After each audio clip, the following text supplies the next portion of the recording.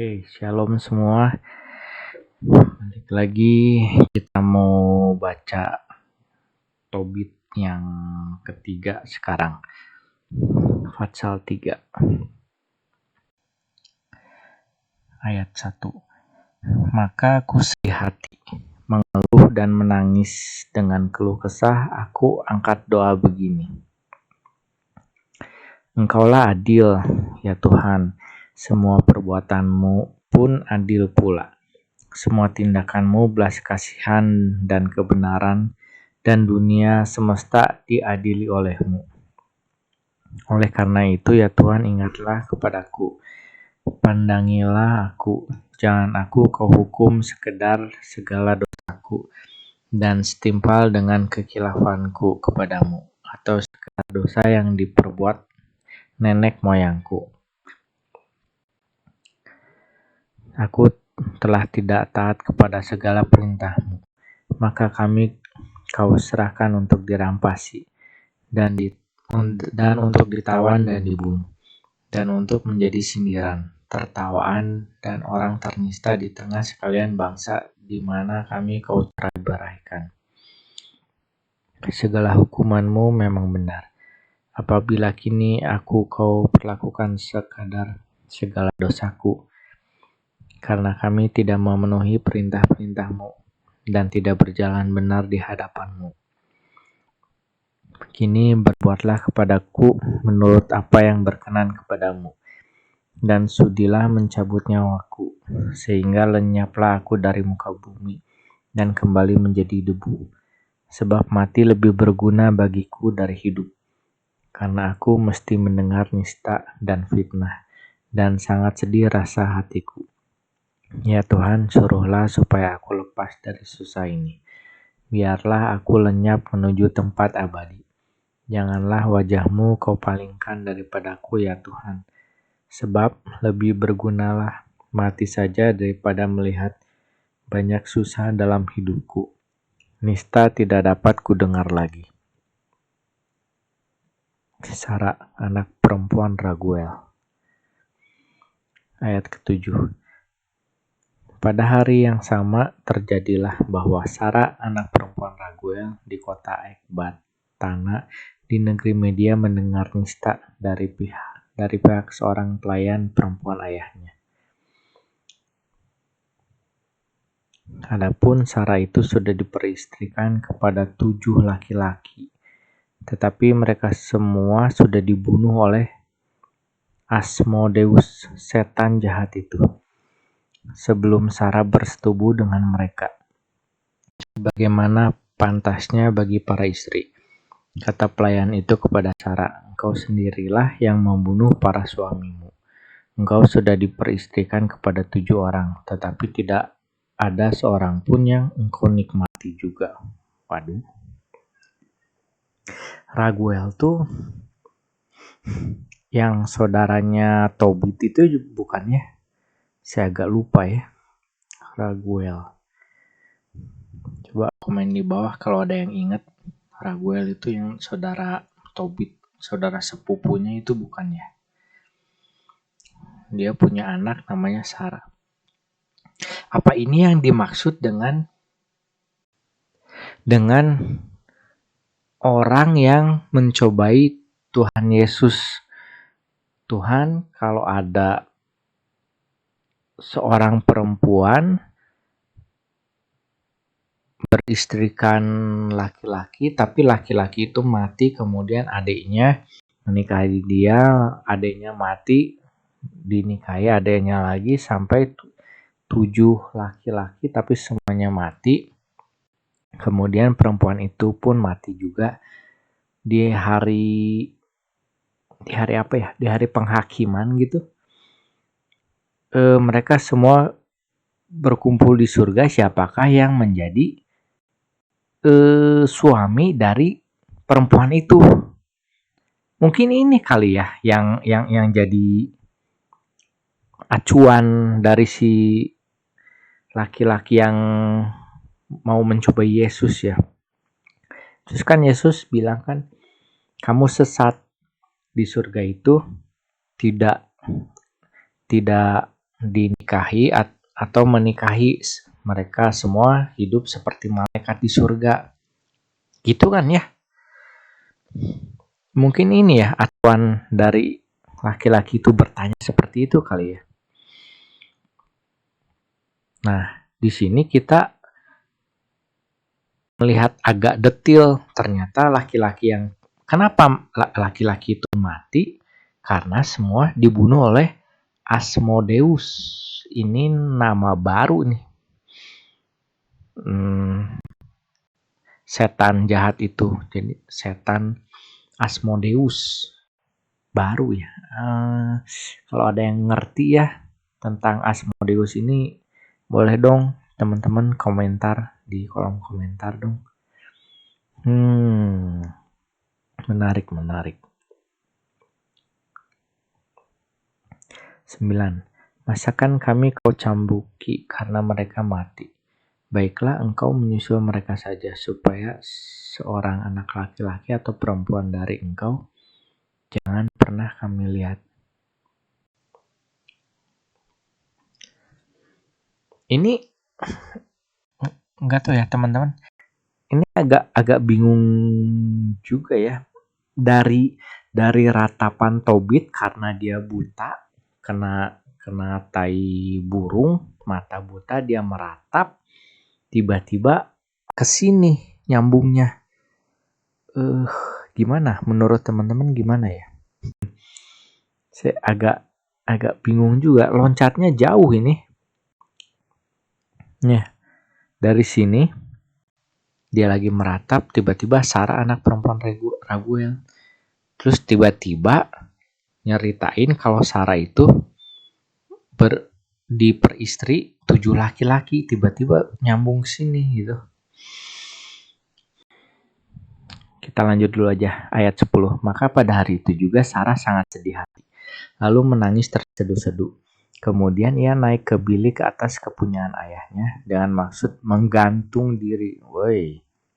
Tetapi berpikir dan berkatalah ia dalam hati, kiranya ayahku nanti dinistakan karena hal itu. Dan orang akan berkata kepadanya, Bapak hanya punya satu anak perempuan yang kekasih. Celakalah ia telah menggantung diri. Niscaya karena sedihnya maka uban ayahku kubawa ke dunia orang mati. Lebih baiklah aku tidak menggantung diri, melainkan berdoa kepada Tuhan supaya aku mati saja sehingga tidak usah mendengar lagi nista selama hidupku. Depresi berat sepertinya Sarah, ya siapa yang gak depresi ya? 7 laki-laki mati semua sehingga semua orang menuduh Sarah yang membunuh. Gimana gak stres itu? Dan dia anak tunggal pula ya. Yang gak ada hubungan sih. Nah, cuman anak tunggal agak jarang ya. Biasanya zaman dulu itu anaknya laki-laki banyak gitu ya. Ini anak tunggal, cewek lagi satu-satunya. Seperti siapa tuh yang dia itu preman, dibuang dari keluarganya, tapi karena Israel terjepit mau nggak mau, rakyat itu mengangkat si preman ini yang sudah dibuang oleh mereka sendiri. Akhirnya mereka menelan ludah sendiri, mengangkat preman itu jadi pemimpin mereka. Dan si preman ini menang pertempuran. Kemudian dia bernazar, siapapun yang menyambut aku pertama kali, dia akan jadikan korban persembahan. Ternyata yang keluar itu anak perempuannya sendiri. Itu siapa ya namanya sih? Lupa ya. Pokoknya dia. Nah itu juga cuma punya anak cewek satu-satunya ya. Sama berarti ini sama Raguel ini. 11. Segera tangan dikedangkannya ke arah jendela lalu berdoa. Katanya, terpujilah engkau ya Allah penyayang. Moga-moga terpujilah namamu selama-lamanya. Dan semoga segala perbuatanmu memuji engkau selama-lamanya. Kini kuangkat mukaku kepadamu dan kuarahkan mataku.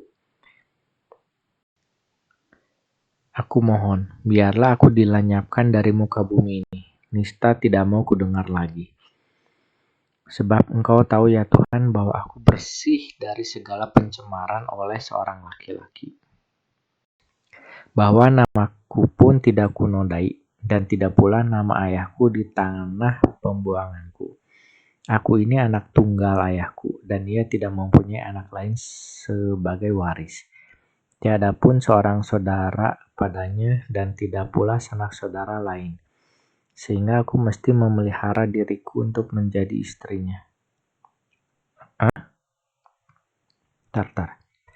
Aku ini anak tunggal ayahku dan ia tidak mempunyai anak lain sebagai waris.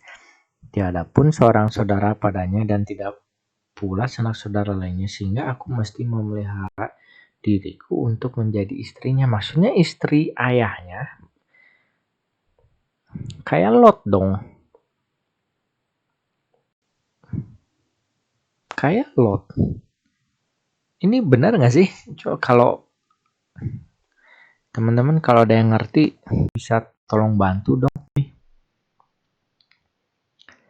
Aku sudah kehilangan 7 orang, apalagi gunanya hidup bagiku. Apabila Engkau tidak berkenan membiarkan aku mati, maka dengarkanlah nistaku ini ya Tuhan.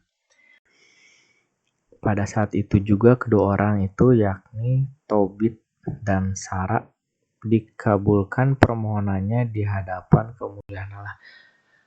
Oh, jadi di saat yang bersamaan di lain masing-masing tempat mereka, Tobit dan Sara itu sedang meratap, sedang berdoa pada Tuhan, ya. Mereka berdoa di waktu yang sama tapi di tempat yang berbeda. Pada saat itu permohonan mereka dikabulkan oleh Tuhan gitu. Oh, pantas kenapa dari Tobit yang sedang berkeluh kesah karena matanya buta, mungkin karena juga keadaan Israel seperti itu, mau dibunuh karena mau bunuhin mayat gitu kan. Kok tiba-tiba ke Sara pantesan? Oh, ternyata ini maksudnya. Oke. Ngerti. Lanjut 17. Diutuslah Rafael untuk menyembuhkan kedua-duanya, yaitu dengan menghapus bintik-bintik putih dari mata Tobit sehingga ia dapat melihat cahaya Allah dengan matanya sendiri. Dan dengan memberikan Sara anak perempuan Raguel kepada Tobia bin Tobit sebagai istri, dan dengan melepaskannya dari Asmodeus, setan jahat itu. Memang Tobia lebih berhak memperoleh Sara dari semua orang lain yang ingin mengambilnya. Pada saat yang sama Tobit kembali dari pelataran itu masuk ke rumahnya dan Sara anak Raguel turun dari bilik atas itu.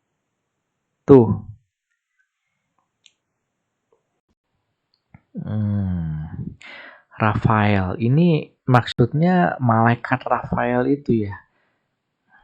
Ini pertama kali nama Rafael muncul di kitab Tobit karena Rafael menyembuhkan Tobit, maka Rafael disebut malaikat penyembuh. Dan karena itu dia disebut tiga archangel di samping Mikael, Gabriel, di samping Mikael dan Gabriel, lalu ada Rafael, gitu mungkin ya, gitu bukan ya teman-teman?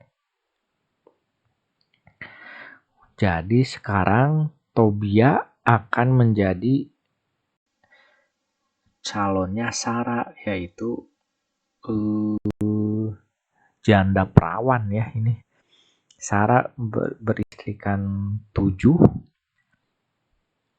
diperistrikan 7 tapi belum sempat ngapa-ngapain. Janda 7 suami. perawan. Luar biasa.